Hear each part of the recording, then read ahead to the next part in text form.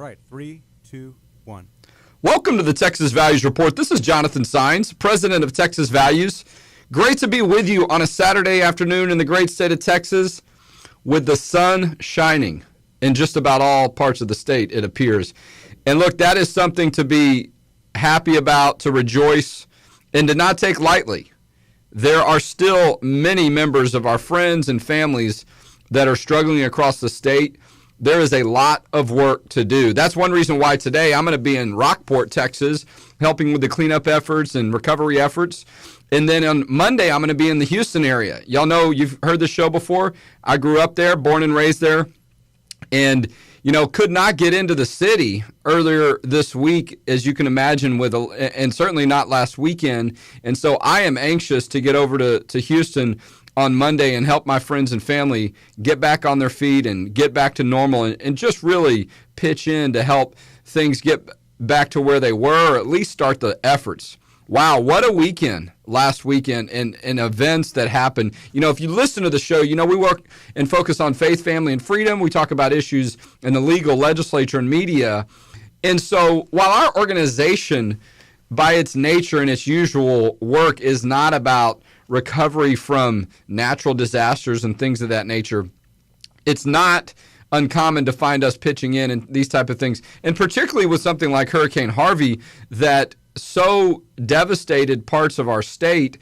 That's one reason I'm going into Rockport. A friend of mine who's going to be on the show in a little bit was telling me that I'm going to be traveling with today, was there on Thursday and said there were reports of 40 tornadoes that came down in that city as a result of the hurricane coming in as well. I'll talk a little bit more about that. But we're going to focus the first part of the segment. I'm going to talk about some updates on policy, but the first segment is really going to be about the Houston area and what's going on there. We might mix a little bit of policy in there, but the reason for that is because my guest on the first segment of the show is State Representative Briscoe Cain, and he is from the greater Houston area and has been really involved this week in so many efforts as far as recovery. Briscoe Cain is a state representative from Harris County in the greater Houston area. And if you watched the legislature, you saw him really make a name for himself during his first legislative session. But he hails from the area of Deer Park. He also has Baytown in his district and a lot of areas east of Houston, if you will, where I grew up, and also related to what happened with Hurricane Harvey. A lot of the storm did impact the east areas of Harris County and some of the neighboring counties. But let's let Briscoe Cain talk a little bit about it. So let me welcome to the show State Representative Briscoe Cain. Representative Cain, thanks for coming on. Hey, Jonathan, and hello, Texas. Well, it's good to have you on, as a fellow lawyer, and I can talk a little bit more about your bio. Obviously, a graduate of the South Texas College of Law, growing up in the University of Houston. You and I have a lot in common. We've been friends for a long time. As we like the Houston Astros, right? As a mild disclaimer, I endorsed you for your election and personally got involved in helping you. But you and I had been friends for a long time, and something I certainly saw through that time that we were friends and getting to know each other over the years is a true commitment to public service. And so I think that when things like Hurricane Harvey come into our state and happen, that's when you really get a true appreciation of what people are about, and you see public service on display. Tell us a little bit about some of the things you've been involved in and what you've been seeing in the parts of the Houston area that you represent. Yeah, while the storm really began happening a week ago, the impact is going to be seen for much longer and many months. And so while we've been seeing, a lot of this property damage, things, in my district, Baytown, a lot of it is gone. These houses are going to have to be mowed over and destroyed. There's still water that's chest high. Now, I'm a short guy, so it may not be chest high on everyone. You and I, Jonathan, for other guys, it might be waist high water. Hey, but for me, it's chest high water. I think I'm taller than you, actually.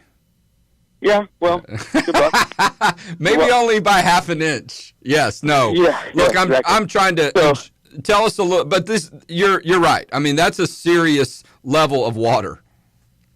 Yes, so these homes are going to be destroyed, and a lot of people are displaced, and sadly, I don't know how much we didn't maybe learn from the hurricanes that came before us, because these people it's yet to hit that they can't go home yet. And we've got to remember the humanity of this, that the emotional things. And that's why it's so important to have that service aspect, that not only people have lost property, but they've been displaced from their homes and their families, maybe their pets, or they've lost those photo albums.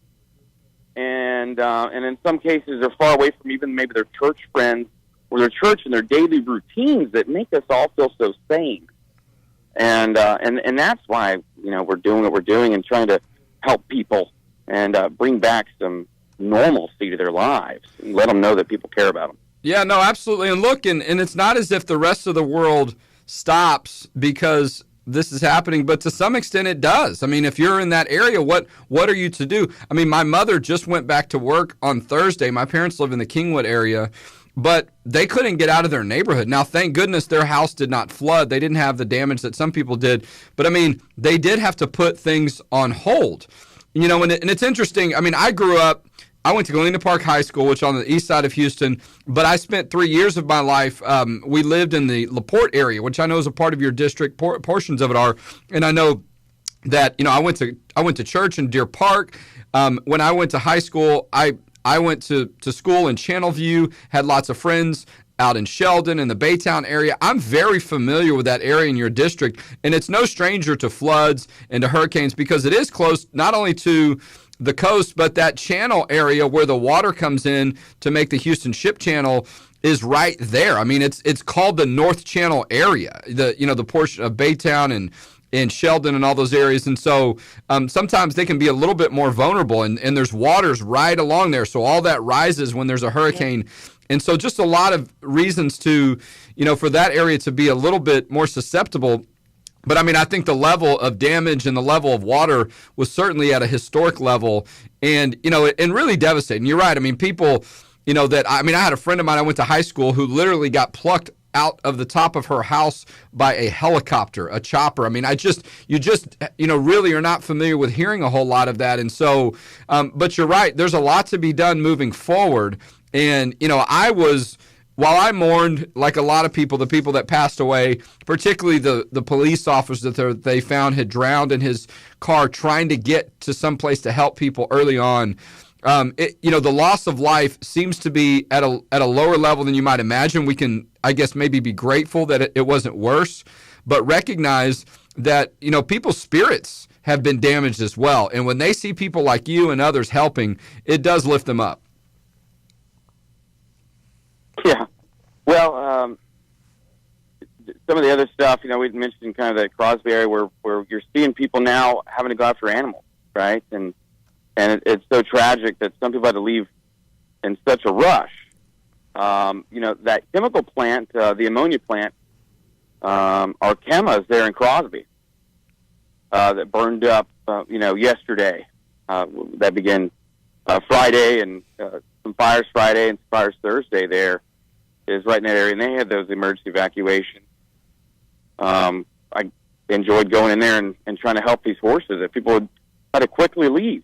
Really tragic, and we've lost a few. And so you don't even know if these people realize it when they come home that they've maybe lost their livestock or their favorite horse. So. Well, and those we certainly need prayers. Those are important things for Texans. There's no question. And, and my sister lives right on the other side of Lake Houston from where your district starts in the Huffman area. She lives in Atascocita. My parents are just up that way in Kingwood. And so, a lot of areas over there where people are like, they never thought they would flood, beautiful homes in West Houston. And just a lot of people that have really not been impacted by previous storms.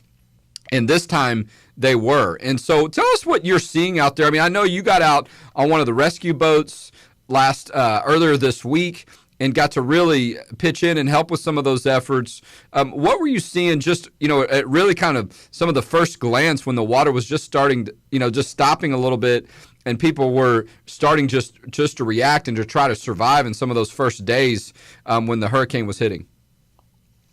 It's kind of about expectations. You still got people with this historical thought in their heads that this is as bad as it ever got. Alicia, the waters came to here, or Hurricane Ike, this is where the waters came, so and then remember, of course, we had what was it, Rita or something, where we were told to evacuate or one of those, and there was no reason to actually evacuate. And so people were thinking that same thing again, right? They're staying in their homes. They realize they got a foot, but it can't get any higher, and then it gets higher. But it's not going to get any higher. And so we'd be going through some of these areas on these boats, and we'd find people, we'd see them up in the second story. Of course, it appears like it's the first story, right? Because that's how high the water is. And you say, come on, you need to get out. And they don't want to leave. They don't want to stay.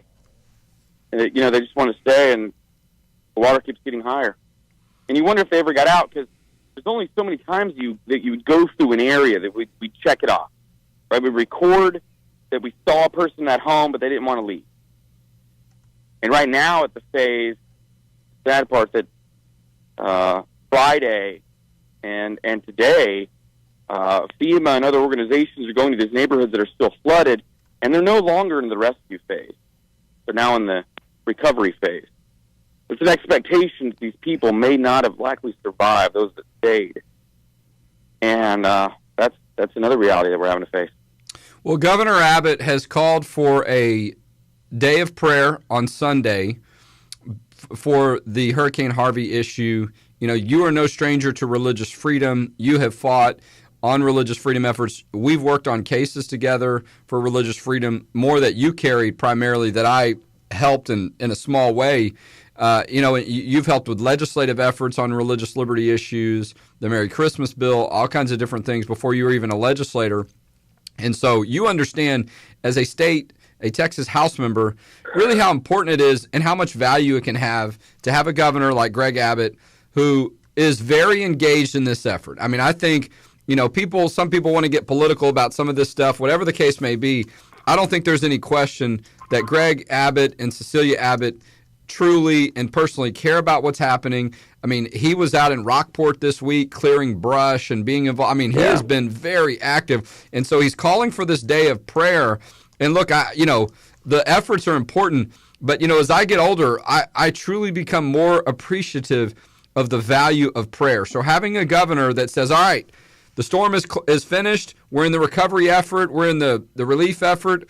Let's all take a moment to pray. I think that's pretty valuable. Would you agree?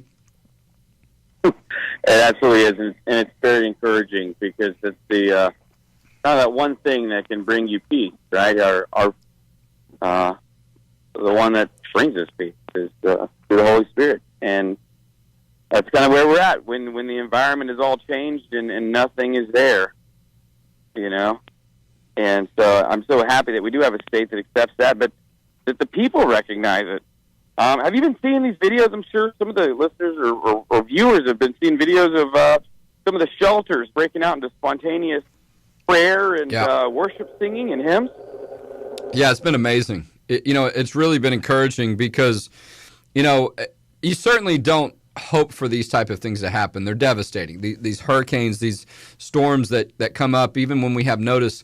But I do think sometimes it allows people to focus on some very essential things and for them to recognize to some extent the value of our God, our Creator, and to reach out when they are struggling and to come together, like you said, and do it spontaneously. It's almost like it's in them. It's a part of who we are as Texans, and I think that's something incredible.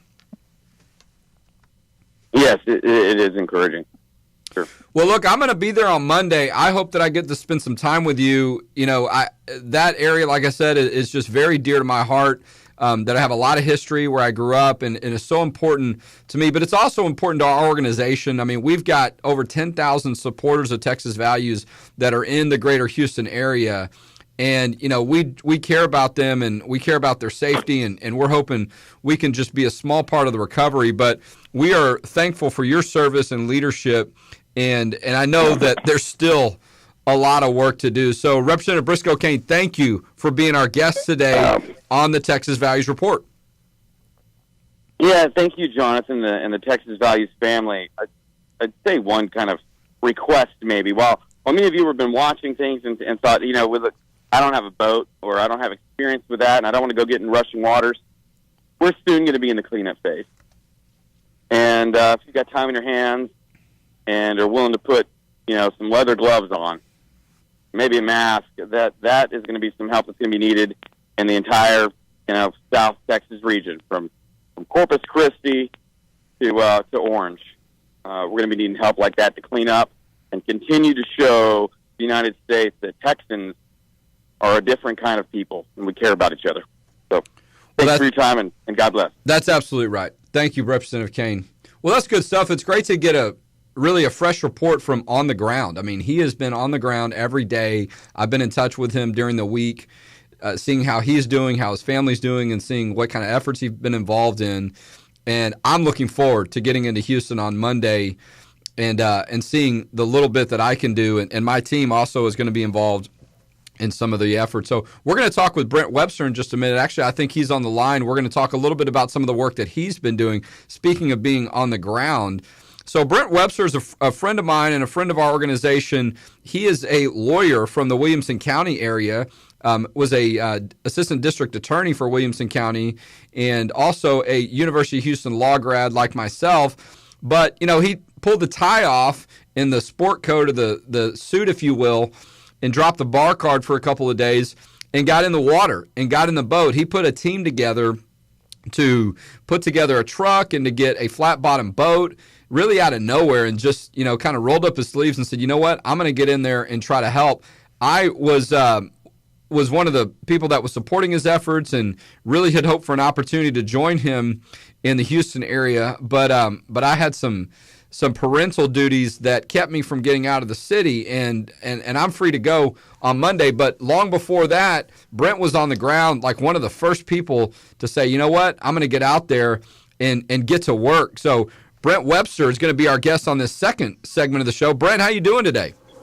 Doing great. Thanks for inviting me on the show.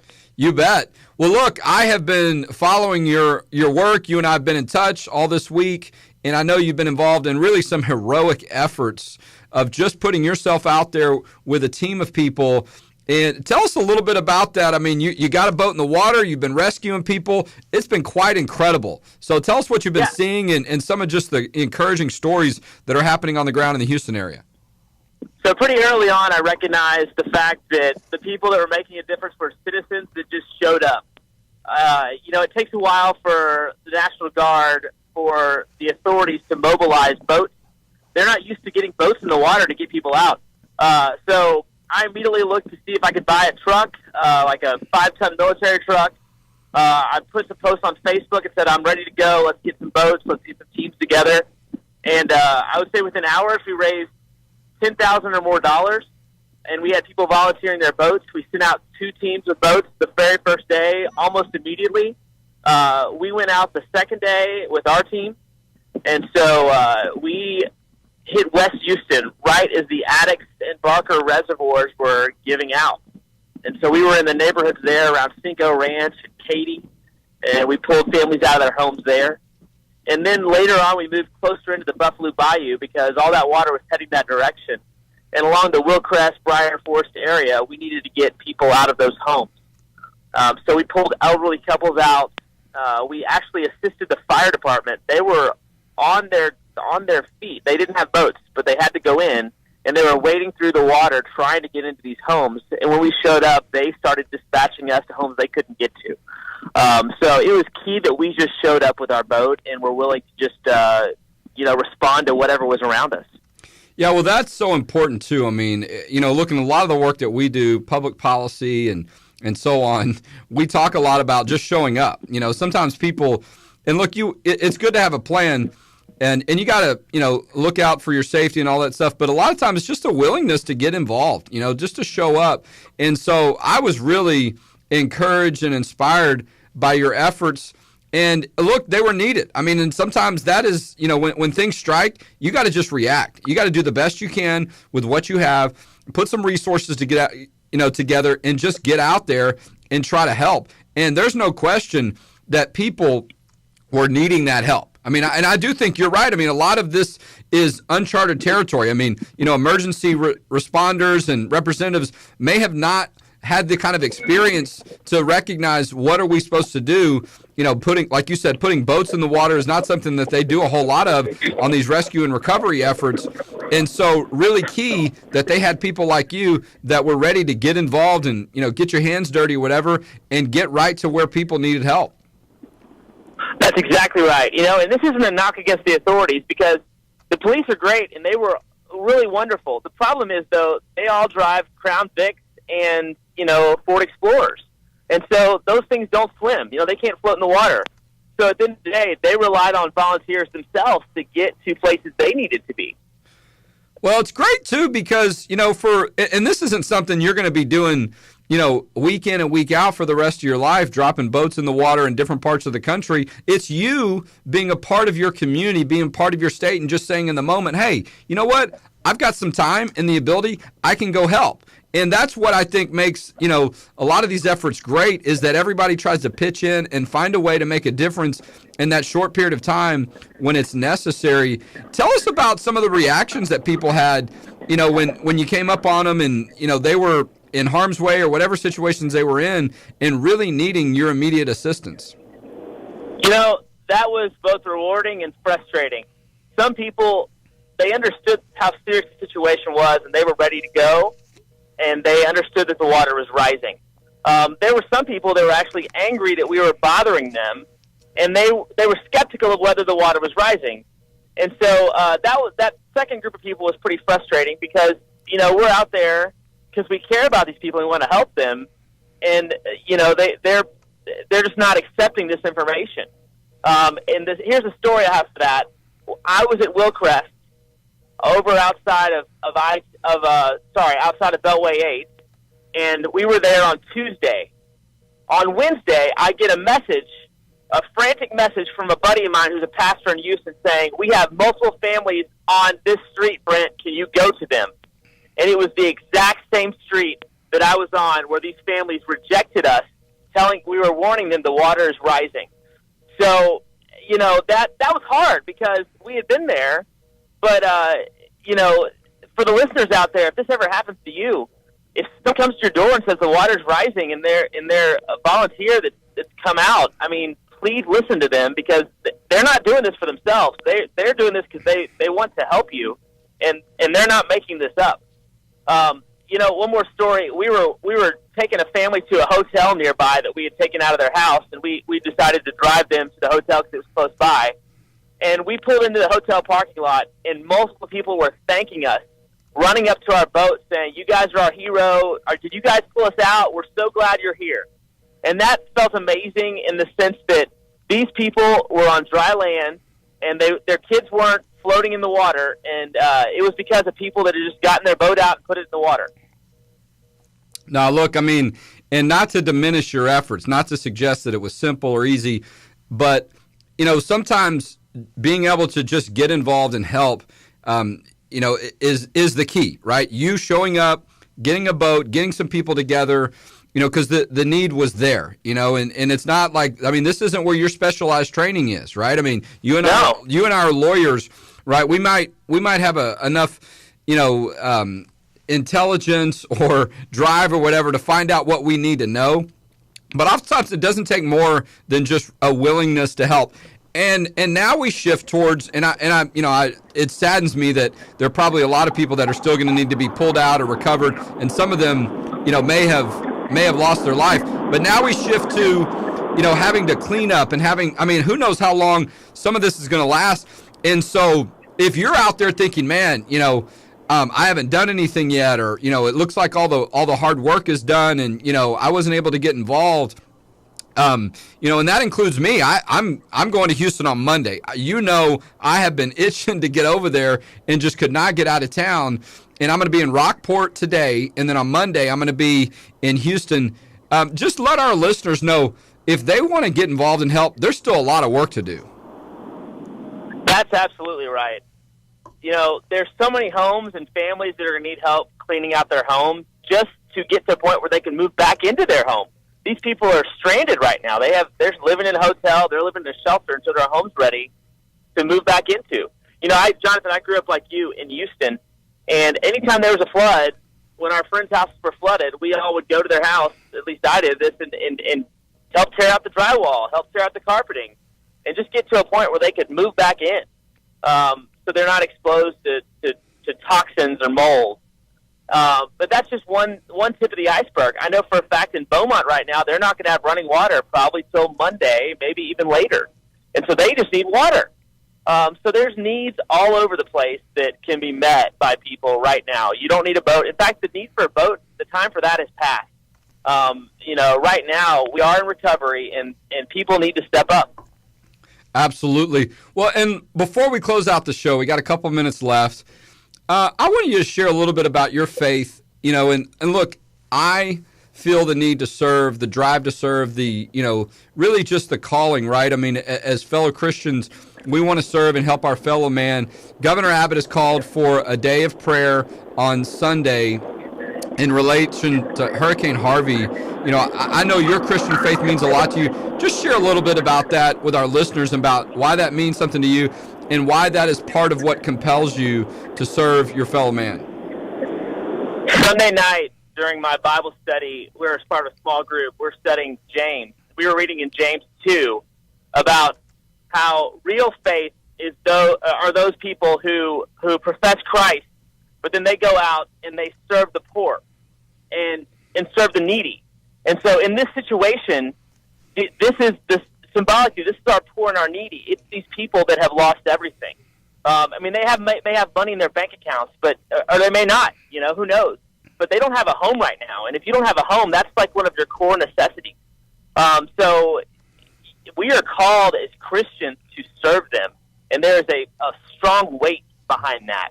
Because James is clear, are you really a Christian if you don't serve the poor and the needy?